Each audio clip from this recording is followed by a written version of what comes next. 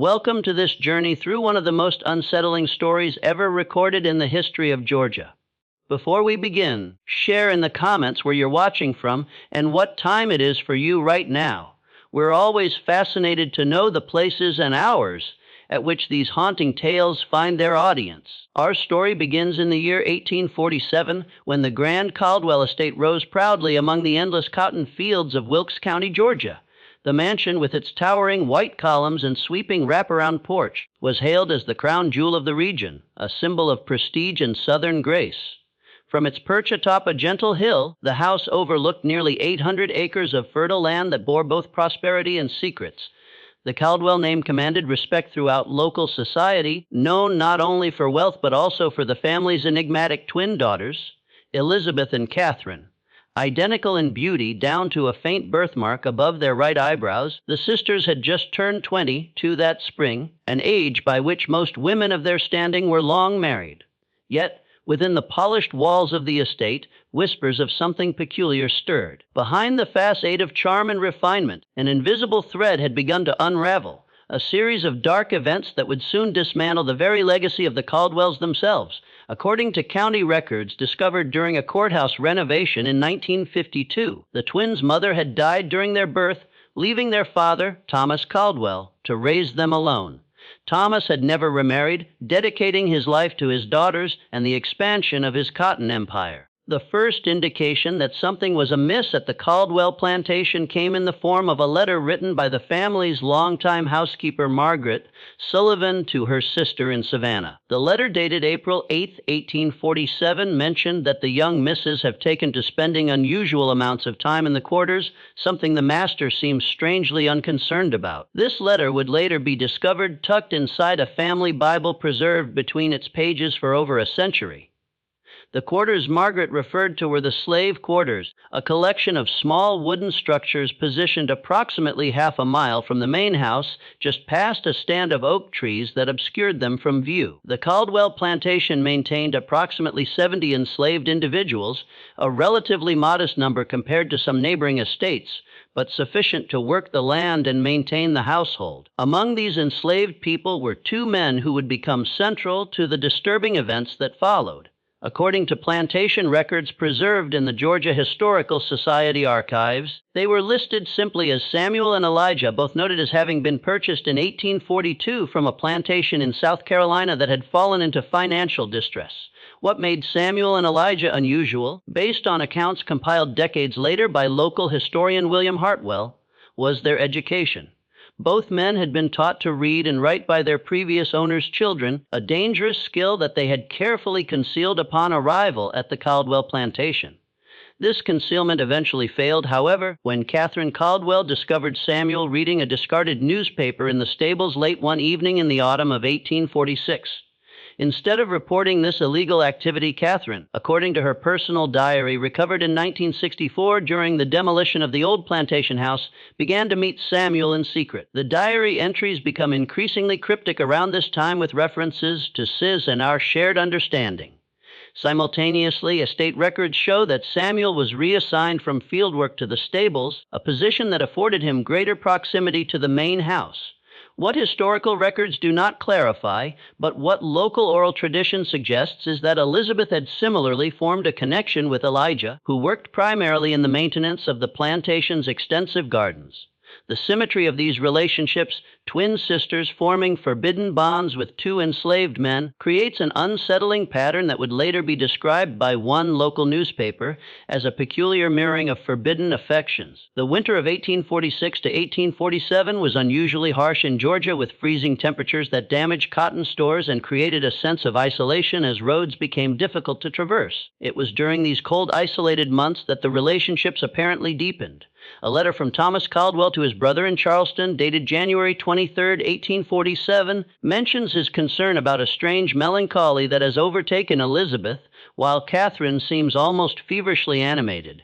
I fear the isolation of this winter has affected their temperaments in opposite ways. What Thomas failed to perceive was that his daughters were not suffering from winter melancholy or cabin fever, but were instead engaged in a dangerous game of secrets and forbidden relationships that violated every social code of their time and place. The consequences of discovery would be devastating not only for the enslaved men who could face torture or execution, but for the Caldwell name itself, which would be irreparably tarnished. The first concrete evidence of the true nature of these relationships emerged in a series of coded messages found pressed between the pages of a volume of poetry belonging to Elizabeth. These notes, written on scraps of paper and dated throughout February 1847, contain what appear to be arrangements for meetings and expressions of devotion. One particularly revealing note reads, "The usual place at midnight.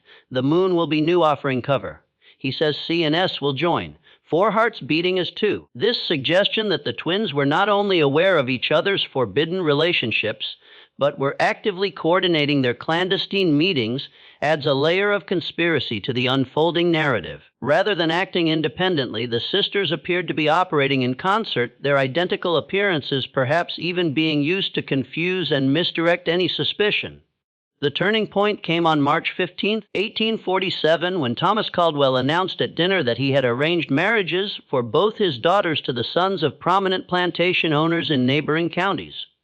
According to the diary of Catherine, this announcement was met with outward composure, though beneath my smile my heart turned to stone. Elizabeth's reaction is not recorded, but subsequent events suggest she shared her sister's opposition to their father's plans. 3 days after this announcement, in the early hours of March 18th, something happened that would forever change the course of the Caldwell family history. The plantation's overseer, James Whittaker, was awakened by what he described in a later deposition as a commotion unlike any I had heard before. Investigating, he discovered a small fire had been set in one of the storage buildings near the slave quarters. While the fire itself was quickly contained and caused minimal damage, the ensuing confusion revealed a more significant problem. Samuel Elijah and the Caldwell twins were nowhere to be found. A search was immediately organized with neighboring plantations alerted and search parties dispatched along every road and trail leading from the Caldwell property. The initial assumption recorded in Whittaker's journal was that the enslaved men had escaped and in an act of unfathomable boldness had abducted the Caldwell daughters. A substantial reward was offered for their capture, and the situation quickly escalated into one of the largest manhunts in county history. Thomas Caldwell, according to accounts from those present, became a man possessed, barely eating or sleeping as the search continued.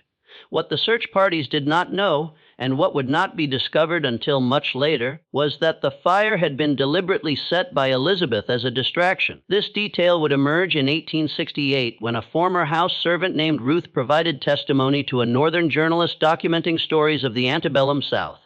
According to Ruth, Elizabeth had confided in her hours before the fire, instructing her to remain silent about what she knew. The search continued for weeks, expanding into neighboring counties and eventually across state lines. Meanwhile, Thomas Caldwell's health rapidly deteriorated. Plantation records show that by April, he had taken to his bed, attended only by his longtime house servant and a physician from Augusta, who was called to the plantation twice during this period. Then, on May 2, 1847, a letter arrived at the Caldwell plantation. The contents of this letter have never been fully disclosed in any public record, but its effect was immediately apparent. Thomas Caldwell, upon reading it, suffered what his physician described as a paroxysm of rage followed by a collapse from which he did not recover.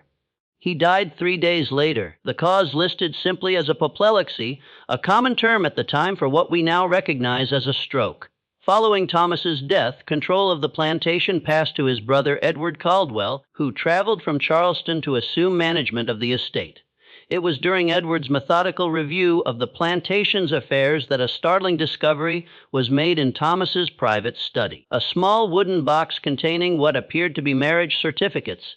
These documents, crudely drawn but bearing signatures, purported to record the marriage of Elizabeth Caldwell to Elijah and Catherine Caldwell to Samuel on the night of March 17, 1847. The certificates were accompanied by a letter apparently written by Catherine explaining that the twins had fallen in love with the two men and, knowing their father would never approve, had devised a plan to escape together. The letter described how they had been secretly planning for months, saving small items, preparing for a journey north to states where they might live, if not openly, then at least without the immediate threat of capture and separation. Most disturbing to Edward, however, was the revelation that his nieces had not been abducted, but had gone willingly, choosing to abandon their privileged positions, their family name, and their entire social world for what Catherine described as the only true happiness we have ever known. The letter concluded with a request that their father try to understand and forgive them, though they recognized the unlikelihood of either. Edward Caldwell, after consulting with legal advisors and family connections, made a decision that would shape how the incident would be remembered. He buried the evidence. The certificates and letter were returned to the box and sealed away. Publicly, he maintained the story that his nieces had been abducted, possibly murdered by escaped slaves. The search continued, now focused on recovering bodies rather than living persons. This official narrative persisted for nearly 2 decades until a development in 1865 changed everything. Following the Civil War and the emancipation of enslaved people throughout the South, a woman arrived at what remained of the Caldwell Plantation. Now reduced to less than half its former size and struggling to adapt to the new economic reality, the woman identified herself as Margaret Johnson. But her resemblance to the long-missing Caldwell twins was unmistakable. She requested a meeting with Edward Caldwell, who still maintained the property, though with greatly reduced circumstances. According to the household staff present that day, the meeting lasted several hours with raised voices occasionally audible through the closed doors of the study. When Margaret Johnson departed, Edward Caldwell emerged visibly shaken. He spoke to no one about the meeting, but immediately began liquidating what remained of the estate. Within 6 months, the plantation was sold, and Edward returned to Charleston, where he lived in seclusion until his death in 1871. The true nature of the meeting remained unknown until 1958, when a collection of letters was donated to the Georgia Historical Society by Edward's granddaughter. Among these was a detailed account of the meeting, written by Edward to his wife the day after it occurred. According to Edward's letter, Margaret Johnson was indeed Catherine Caldwell, now using the surname of her husband Samuel, who had taken the name Samuel Johnson after their escape. Catherine revealed that she, Elizabeth, Elijah, and Samuel had managed to reach Philadelphia, where they lived in a community of free blacks and abolitionists who helped them establish new identities. Elizabeth and Elijah, adopting the surname Davis, had moved further north to Boston, where Elijah found work as a carpenter. Samuel, with his knowledge of horses, eventually established a small but successful livery stable, while Catherine worked as a seamstress. They had children. Catherine and Samuel had 3, Elizabeth and Elijah 2, all of whom were being raised with no knowledge of their mother's true origins. Catherine had returned south only after learning of her uncle's management of the former plantation, hoping to retrieve personal items belonging to her mother that had been left behind during their escape. More significantly, she sought to correct the historical record to make it known that she and her sister had not been victims, but had instead made a choice, a radical, dangerous choice to follow their hearts despite the overwhelming social and legal barriers. Edward, however, refused her request. In his letter, he explained that he could not bring himself to reveal the truth, writing that the shame it would bring upon our name, upon the memory of my brother, is too great to contemplate. He offered Catherine a substantial sum of money in exchange for her continued silence and her promise never to return to Georgia.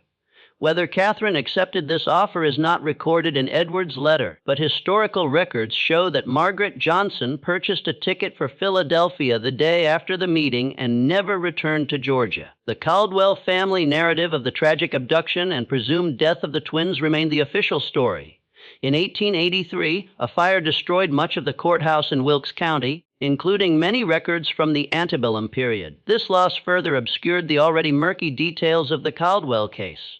By the turn of the century, the story had transformed into a local legend with various embellishments and supernatural elements added to what had been at its core a very human story of forbidden love and desperate choices. It wasn't until 1964, during the previously mentioned demolition of the original Caldwell Plantation house, that Catherine's diary was discovered in a small compartment built into the wall of what had been her bedroom. This diary, covering the period from January 1846 to March 1847, provided the first contemporaneous account of the events from one of the participants.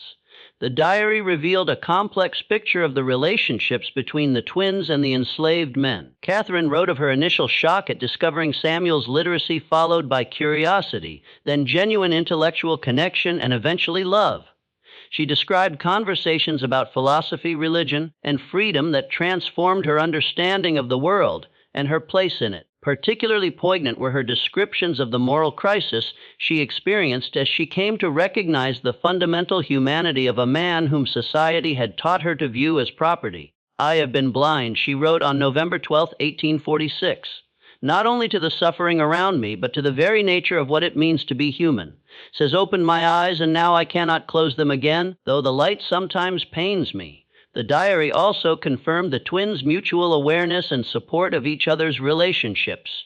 Catherine described late-night conversations with Elizabeth, their shared fears and hopes, and their gradually evolving plan to escape.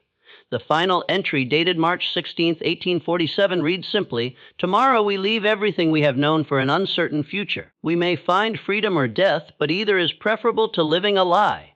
The discovery of the diary prompted renewed interest in the case among historians specializing in the antebellum South. Research conducted throughout the 1960s uncovered additional pieces of the puzzle, including shipping records showing passage booked for 4 individuals from Savannah to Philadelphia in late March 1847 under the names Johnson and Davis. Census records from Philadelphia in 1850 confirmed the presence of Samuel and Catherine Johnson, listed as mulatto living in a predominantly black neighborhood with 2 children. Similarly, Boston records showed an Elijah and Elizabeth Davis with 1 child, also identified as mulatto. Perhaps the most remarkable discovery came in 1968 when a descendant of Elizabeth and Elijah Davis contacted researchers after learning of the renewed interest in the case. This descendant, a professor at a New England university, possessed a collection of letters exchanged between the twins throughout the 1850s and 60s. These letters painted a picture of 2 women who, despite the enormous sacrifices they had made, found fulfillment in their chosen lives.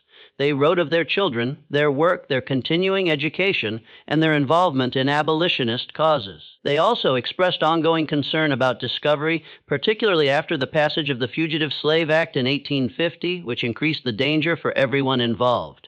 The most revealing letter, dated July 4, 1865, shortly after the end of the Civil War, capped Catherine's reflection on their journey. "Today marks not only the independence of this nation, but at long last our own true freedom. For 18 years, we have lived in shadows, always looking over our shoulders. Now, though many challenges remain, we may finally step into the light. Yet I find myself thinking of Father, wondering if in some way he might finally understand the choice we made. I like to believe that freed from the constraints of the world that shaped him, he might." By 1969, enough evidence had been gathered to substantially revise the historical understanding of what had come to be known as the Caldwell twins incident. What had long been characterized as an abduction and presumed murder was revealed to be something far more complex. A deliberate rejection of the social order by 2 young women who chose love and moral principle over family privilege and safety. The descendants of the Caldwell twins, now scattered across the northern United States, have generally chosen to maintain their privacy, with only a few agreeing to limited interviews with historians. These interviews, conducted primarily in the 1970s, revealed families who had grown up with carefully edited versions of their ancestry, typically told that their great-grandmothers were northern women who had married men of mixed-race heritage. The full truth that these women were the daughters of a Georgia plantation owner who had fallen in love with enslaved men on their father's plantation, staged their own abduction, and fled north to build new lives was often not revealed until adulthood, if at all. Some descendants expressed pride in their ancestors' courage, while others struggled with the complex moral implications of a family history intertwined with both slave ownership and resistance to slavery. The former Caldwell plantation has since been subdivided and developed, with little remaining to mark the location of the events described. A small historical marker erected in 1972 at the intersection nearest to where the main house once stood makes only a brief reference to the historically significant Caldwell family plantation, with no mention of the twins or their extraordinary story. Local attitudes toward the story have evolved over time, from initial shock and denial to a more nuanced recognition of its significance as a rare documented case of white Southern women actively rejecting and escaping the slave society in which they were raised. Academic interest in the case has grown, particularly among scholars studying resistance to slavery and interracial relationships in the antebellum period. What remains most compelling about the Caldwell twins story is how it challenges simplified narratives about the antebellum South. It reveals the potential for individual moral awakening even among those who benefited most from the existing social order. It demonstrates how personal connections could sometimes transcend the rigid boundaries of race and status, even as it reminds us how exceptional and dangerous such transgressions were. In Catherine's diary, she wrote, "We did not choose to be born into this world of masters and slaves, but we can choose whether to accept it." In making their choice, the Caldwell twins left behind a legacy that continues to resonate, a testament to the possibility that even in the darkest corners of human history, individuals might find the courage to follow their conscience, whatever the cost. Perhaps the most haunting aspect of the story is the silence that followed, how effectively the truth was buried, how completely the narrative was controlled by those who remained behind. It serves as a reminder of how many similar stories may have been lost to history, leaving us to wonder how many other acts of resistance, large and small, have gone unrecorded and unremembered. In the end, what we know of Elizabeth and Catherine Caldwell, of Samuel and Elijah, comes to us only in fragments, diary pages, letters, official records that tell us when they were born, but not how they lived, census entries that confirm their existence, but tell us nothing of their dreams.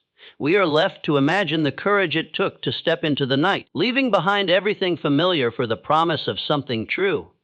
The plantation house where they grew up is gone now. The fields where Samuel and Elijah labored have been transformed by time and development. All that remains is the story itself, preserved not in monuments or markers, but in archives and family memories. A whisper from the past that continues to ask uncomfortable questions of the present. As for the wooden box containing those crude marriage certificates, the physical evidence of that forbidden pact made on a March night in 1847, its whereabouts remain unknown. Some historians believe Edward Caldwell destroyed it before his death, unable to reconcile himself to its implications. Others suggest it may still exist, hidden away in some forgotten collection, waiting to be discovered once again, much like the truth it contains. The search for that truth continues, not just for historians, but for all who seek to understand the complexities of our shared past. In that search, the story of the Caldwell twins stands as a reminder that history is not just a record of laws and wars and great men's deeds, but also of individual hearts and minds, of small acts of courage that sometimes change everything. In 1966, a remarkable document surfaced during an estate sale in Philadelphia. A small leather-bound journal, water damaged but largely legible, was discovered inside a false bottom drawer of an antique writing desk. The journal belonged to Samuel Johnson, formerly Samuel of the Caldwell Plantation, and contained entries spanning from 1848 to 1859. This discovery provided the first written account from one of the enslaved men involved in the escape. Samuel's journal revealed details previously unknown about the escape plan and its execution. He wrote of the meticulous preparation, how over months they had gathered supplies, studied maps, and memorized the routes of the Underground Railroad. Most strikingly, he described their journey north, a harrowing 6-week ordeal of traveling by night, hiding during daylight hours, and relying on a network of sympathetic individuals who risked their own safety to assist them. One entry dated April 2, 1847, described a particularly tense moment. "Today we nearly encountered disaster. A patrol stopped the wagon transporting us, hidden beneath sacks of grain. Elizabeth, despite her terror, spoke with such conviction to the patrolman, claiming to be traveling to visit relatives in the next county. Her voice never wavered, though I could feel Catherine trembling beside me in our hiding place. When the patrol finally moved on, we dared not breathe for what seemed like hours." Samuel's journal also offered insights into the complex emotions he experienced during and after the escape. He wrote of guilt over leaving behind family members still enslaved on the Caldwell plantation, of the disorientation of newfound freedom, and of the constant vigilance required to maintain their precarious safety in Philadelphia. Particularly poignant were his reflections on his relationship with Catherine. In one entry from 1852, he wrote, "C sometimes speaks of what she gave up to be with me. I remind her that I know precisely what she sacrificed, perhaps better than she does herself. There are days when I see her watching women in fine dresses from our window, and I wonder if she regrets her choice. Then she turns to me, and I see in her eyes the same resolve that led her to choose this life, this freedom, this love, imperfect as it may be. The journal also revealed that communication between the twins and their former home was not entirely severed after their departure. Samuel described Catherine's correspondence with Margaret Sullivan, the former housekeeper who had noted the twins' unusual behavior in her letter to her sister. Margaret, who had moved to Richmond following Thomas Caldwell's death, apparently served as a discreet source of information about events in Georgia and the aftermath of the twins' disappearance. Through these letters, Catherine learned of her father's death and her uncle's assumption of control over the plantation. It was this information that eventually prompted her fateful return visit to Georgia in 1865, a decision that Samuel described as foolhardy but necessary for her peace of mind. His entry following her return from this journey suggests the meeting with Edward Caldwell did not provide the closure Catherine had sought. She returned more troubled than when she left, carrying the weight of her father's final days. The knowledge that he died believing she had been taken against her will, perhaps murdered, haunts her in a way I cannot soothe. In 1967, another significant piece of the puzzle emerged when researchers located church records from a small African Methodist Episcopal congregation in Philadelphia. These records documented the baptism of the Johnson and Davis children with godparents listed for each. Remarkably, Elizabeth served as godmother to Catherine's firstborn son, while Catherine was godmother to Elizabeth's daughter, suggesting the sisters maintained their close bond despite the challenges of their new lives. These records also revealed that both families moved several times within Philadelphia and Boston, likely in response to growing concerns about the Fugitive Slave Act and the increased risk of capture. The frequency of these relocations, approximately every 2 years, speaks to the persistent anxiety that must have characterized their lives during this period. By 1855, according to city directories and tax records, Samuel Johnson had established a modest but successful livery business in a predominantly immigrant neighborhood of Philadelphia. This business provided sufficient income for the family to purchase a small home, an extraordinary achievement given the circumstances of their arrival in the city just 8 years earlier. Elijah and Elizabeth, meanwhile, had moved from Boston to a small farming community in western Massachusetts by 1854. Local records indicate Elijah worked as a carpenter and cabinet maker, while Elizabeth supplemented their income by teaching reading and basic arithmetic to local children. Their relative isolation in this rural setting may have offered an additional layer of security, removing them somewhat from the scrutiny they might have faced in a larger city. One of the most intriguing discoveries came in 1968 when a researcher examining records of abolitionist organizations identified Catherine Johnson and Elizabeth Davis as contributors to several anti-slavery publications. Writing under pseudonyms, the sisters produced a series of anonymous letters describing the moral corruption of the slave system from the perspective of those who had been raised within it. These letters, published in the Liberator and other abolitionist newspapers between 1852 and 1858, never revealed the authors' true identities or specific circumstances, but spoke powerfully to the psychological damage inflicted by slave ownership, not only on the enslaved, but on the enslavers themselves. In one such letter believed to be written by Elizabeth, the author described slavery as a poison that corrupts the soul of the master as surely as it breaks the body of the slave, a system that renders true human connection impossible across its artificially maintained boundaries. The Civil War brought new challenges and opportunities for both families. Samuel's journal entries from 1861 through 1865 express both hope and fear about the conflict's potential outcomes. He wrote of sending financial contributions to support Union efforts, of attending meetings where news from the battlefront was shared, and of the community's collective anxiety about what a Confederate victory might mean for free blacks in the North. A particularly moving entry from January 1863 following the Emancipation Proclamation reads, "Today marks the beginning of what we have dreamed of for so long." Though the proclamation's practical effects may be limited, its moral significance cannot be overstated. For the first time, this nation has officially declared what we have always known to be true, that no man has the right to own another.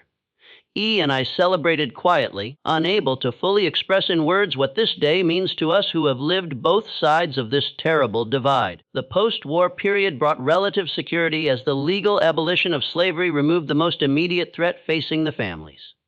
However, census records and other documents from this period suggest they continued to live somewhat guarded lives, never fully revealing their backgrounds even as the immediate danger of re-enslavement receded. In 1873, tragedy struck the Johnson family when Samuel died unexpectedly of pneumonia at approximately 50 years of age. His death certificate, located in Philadelphia city records, lists his occupation as business owner and his race as colored, with no indication of his extraordinary life journey. Catherine never remarried. City directories show she continued to operate the livery business with the help of her eldest son until 1881, when she sold the business and moved to the home of her daughter in upstate New York. She died there in 1890 at approximately 65 years of age. Elizabeth outlived her sister by nearly a decade, passing away in 1900 at her farm in Massachusetts, surrounded by children and grandchildren. According to family letters shared by descendants, in her final years, she occasionally shared stories of her youth in Georgia, though always carefully edited to omit the more dangerous aspects of her escape and new identity. One of the most remarkable documents to emerge from this research was a letter Elizabeth wrote to her granddaughter on the occasion of the young woman's 18th birthday in 1895. In this letter, preserved by family members and eventually donated to the Massachusetts Historical Society, Elizabeth offered life advice drawn from her extraordinary experiences, though still without revealing their full extent. "My dearest girl, as you stand at the threshold of womanhood, I wish to impart to you the most valuable lesson my long life has taught me. That courage is not the absence of fear, but the determination to act in spite of it. There will come moments in your life when you must choose between what is expected and what is right, between the comfortable path and the true one. In those moments, remember that the most difficult choice often leads to the greatest freedom. I have known both captivity and liberty in this life, though perhaps not in the ways you might imagine, and I can tell you without hesitation that no comfort or luxury is worth the price of a compromised soul. The historical record remains frustratingly incomplete regarding many aspects of the Caldwell twins' story. No photographs of the sisters have ever been located, though a daguerreotype believed to show Samuel and Catherine's oldest son, taken in Philadelphia around 1870, resides in the collection of the Georgia Historical Society.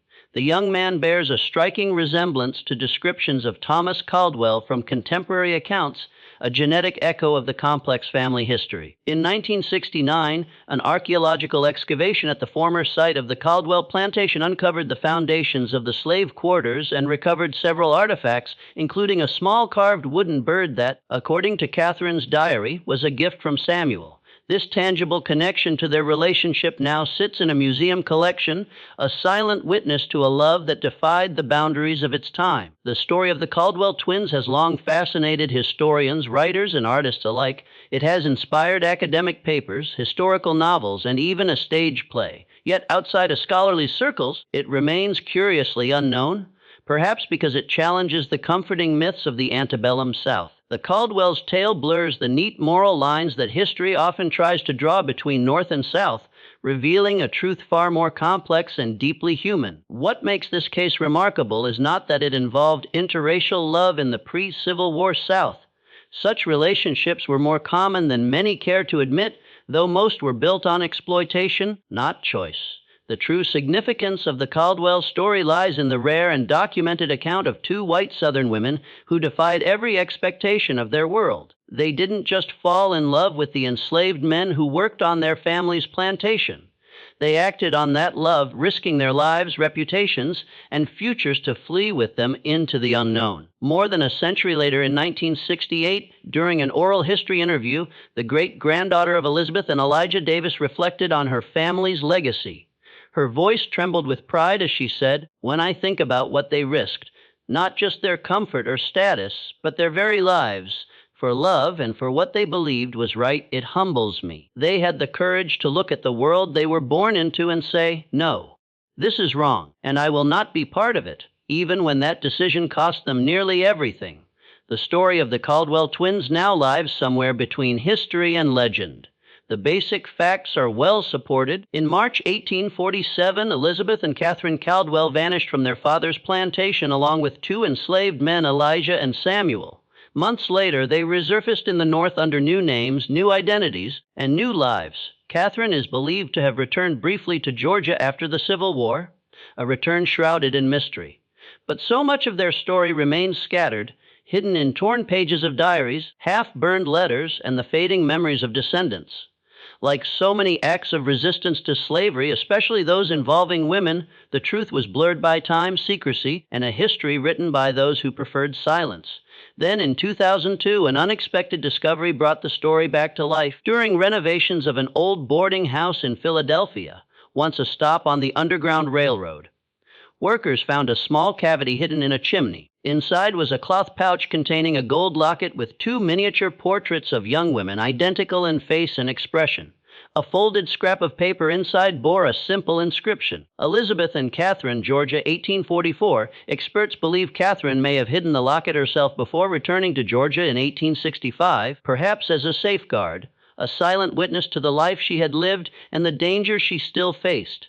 The portraits show two refined young women in the height of Southern fashion, unaware that within 3 years they would abandon everything their privileged faces represented, choosing freedom, love, and conscience over comfort and convention.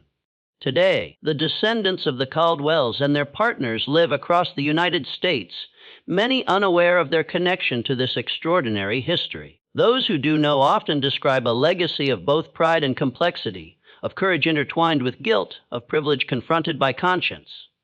Where once the grand Caldwell plantation stood, modern homes now sprawl across the land.